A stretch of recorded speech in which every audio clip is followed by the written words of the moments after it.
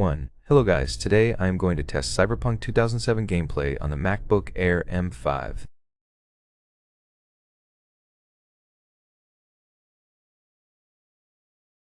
Two. We already did a Cyberpunk 2007 gameplay test on this MacBook before. 3. However, we previously ran the game for a throttling test using crossover, which affected performance and changed the experience negatively.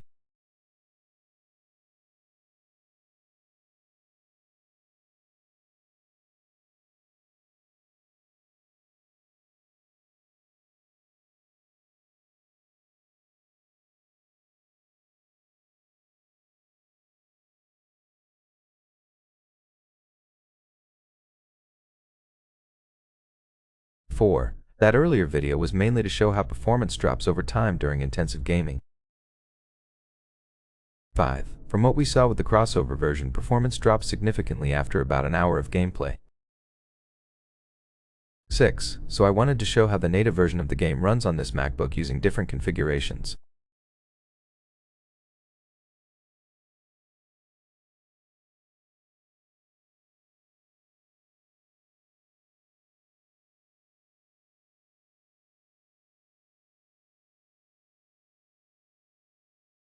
7. Let's start with the Mac settings overview.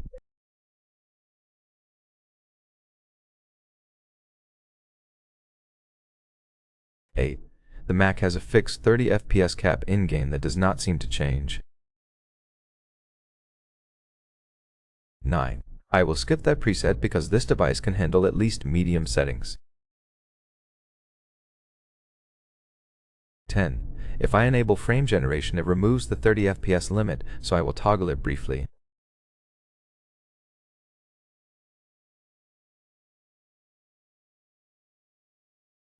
11. I do not like using frame generation because it distorts the way the game looks, so I prefer playing without it.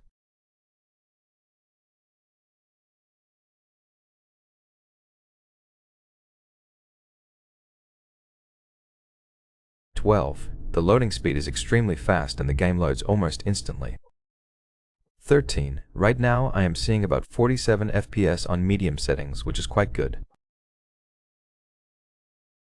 14. I will test other settings as well, including ray tracing, although I do not expect much from it.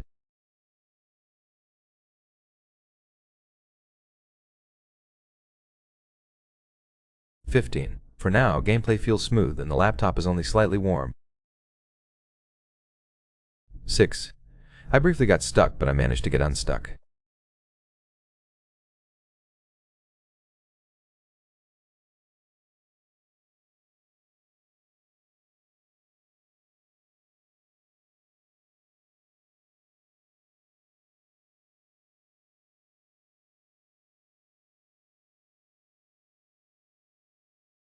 17. I am not yet allowed to go in this area. 18. So I will find another place to drive around.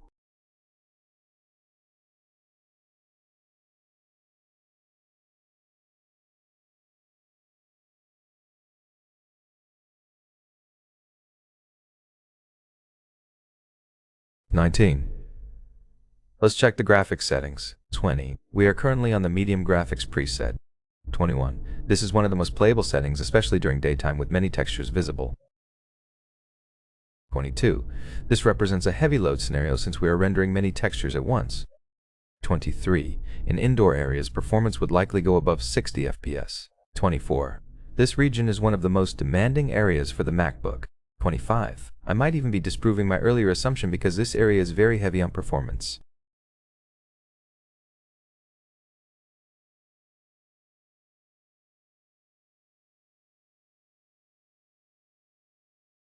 26. There are many shops, buildings, and ads throughout the city. 27. Still, the game remains fairly stable here.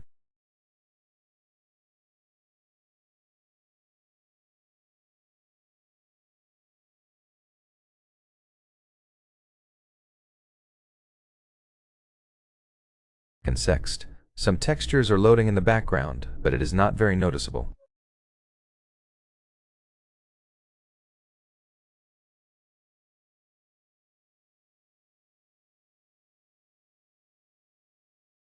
29. Performance remains decent even in open city areas. 30. I am still seeing around 45 FPS most of the time. 31. Overall the game runs quite stably. 32. There are many small shops and buildings which increases the load. 33. Texture pop-ins happen occasionally but are not very distracting.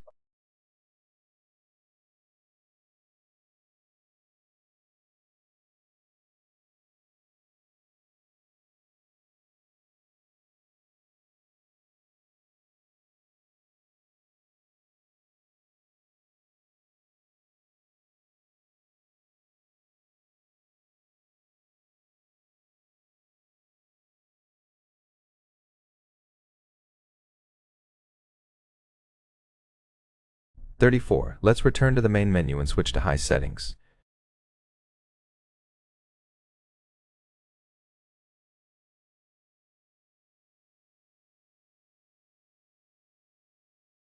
5. High preset is now applied. First, let's check the current settings. 37. We have 80 field of view, high motion blur, and anisotropic filtering set to 16x. 38. Everything is generally set to high. 39. Frame generation is currently disabled. 40. Frame generation can increase FPS but it reduces visual quality and stability.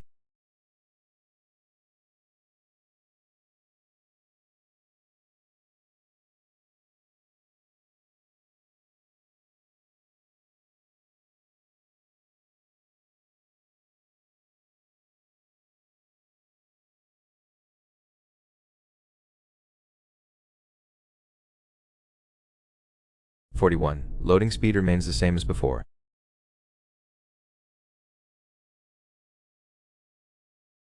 42. FPS drops slightly but the game is still playable. 43. We are now around 38 to 39 FPS. 44. At times it drops into the mid-30s. 45. This may be unplayable for some players. 46. Personally, I do not see a major issue yet.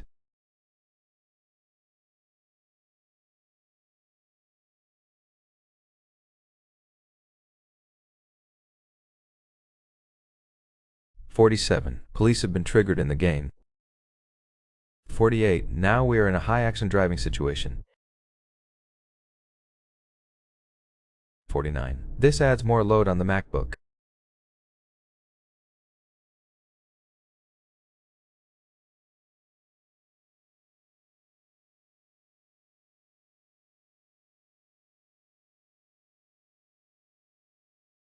50. There is noticeable lag during intense moments.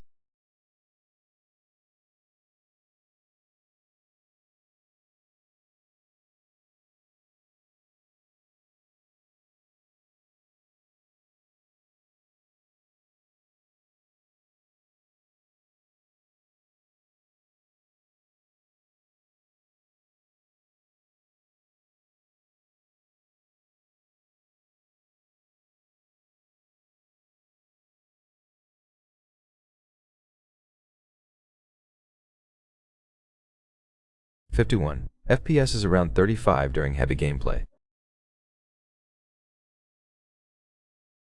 52. It can drop to about 33 FPS. 53. If you find this playable, high settings are fine for this device. 54. Let's continue driving around.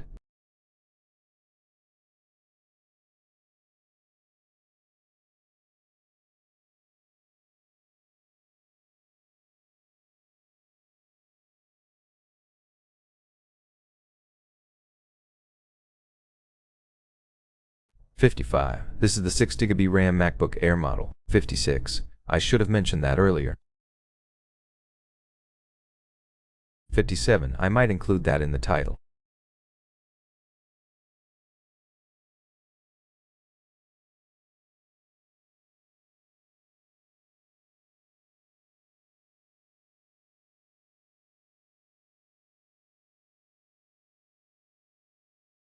58. The graphics look much more enjoyable than medium settings. 59. I would trade a few FPS for this visual quality.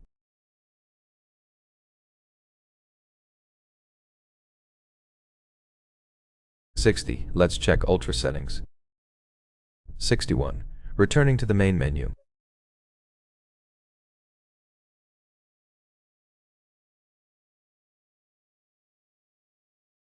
62. Ultra preset is now enabled.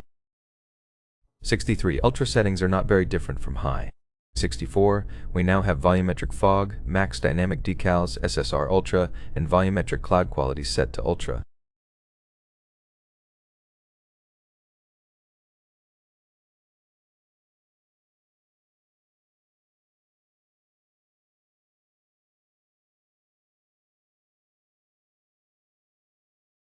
65. Everything else remains mostly the same. 66. These settings have been applied. 67. Loading speed remains unchanged. 68. Now we are on Ultra settings. 69. FPS is around 29.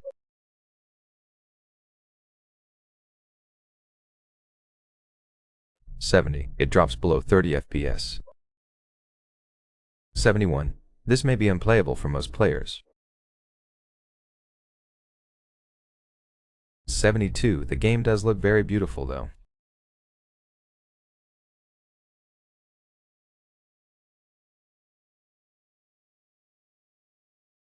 73. Let's drive through the city again. 74. Even at lower FPS, it still feels somewhat smooth for a single-player game.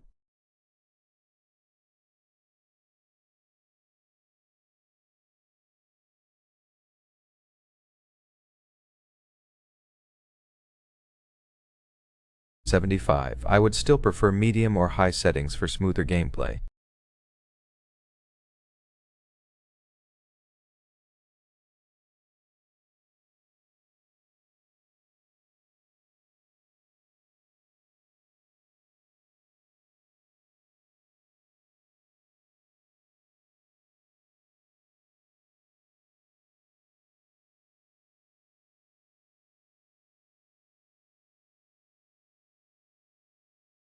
76. Now let's check the intended developer settings for this Mac. 77. We are switching to Mac settings.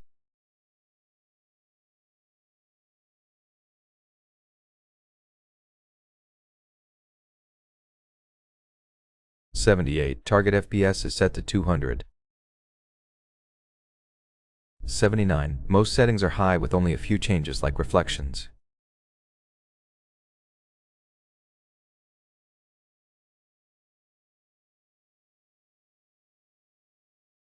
80. I am enabling frame generation to test performance.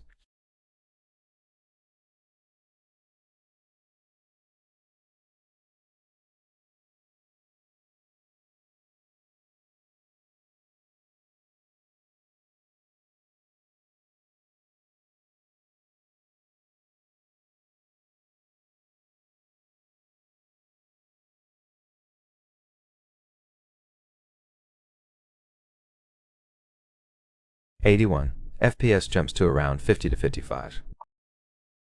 82. Graphics remain similar to a high-medium mix.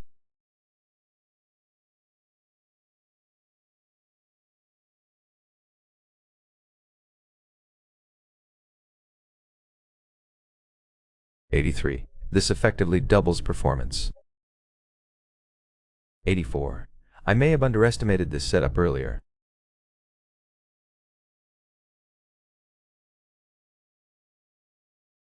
85. High settings with frame generation give the best experience here.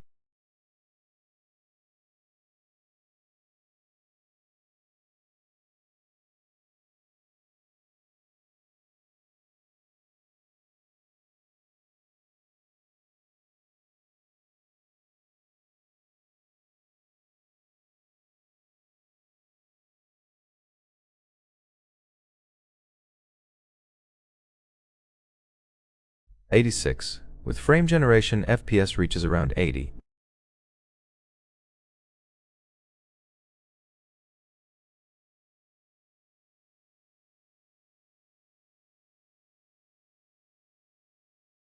87. This is actually very playable.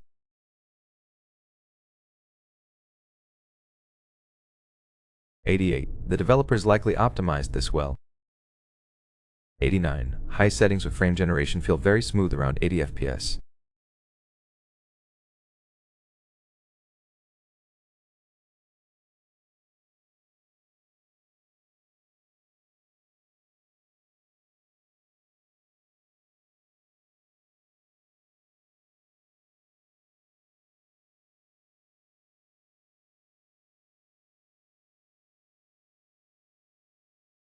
90. The laptop temperature stays around room level and does not overheat.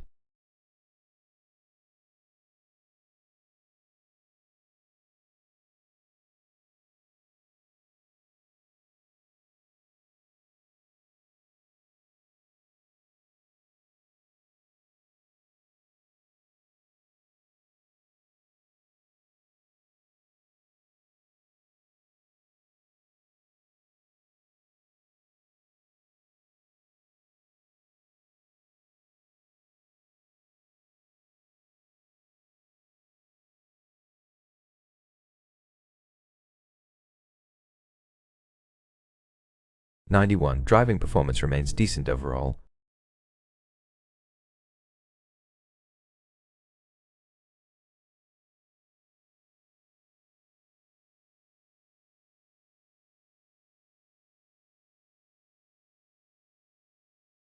92. Getting out of the car increases FPS even more.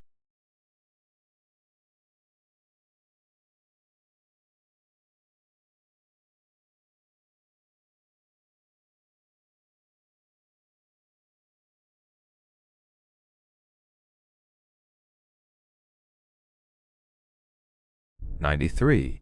This is the general gameplay experience.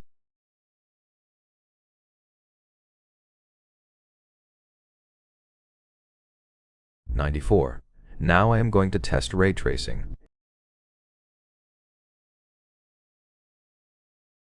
95. I am using the intended settings and enabling ray tracing.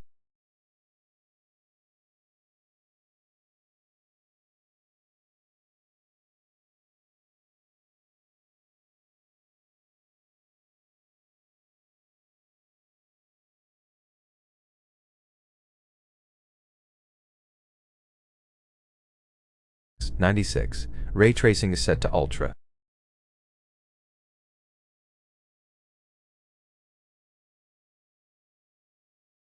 97. Performance drops significantly with ray tracing enabled.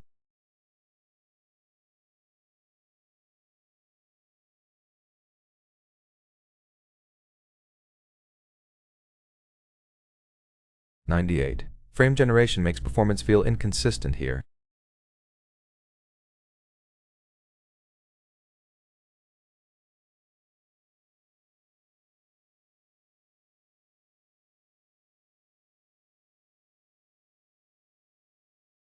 99. Without frame generation, FPS is around 22. 100. Ray tracing is not recommended for this setup.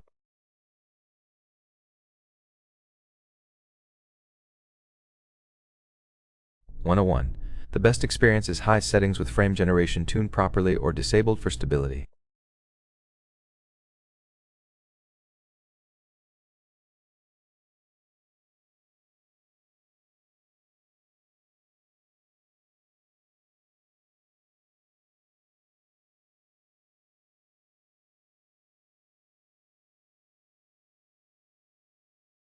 102. Thanks for watching. If you enjoyed the video, like and subscribe for more.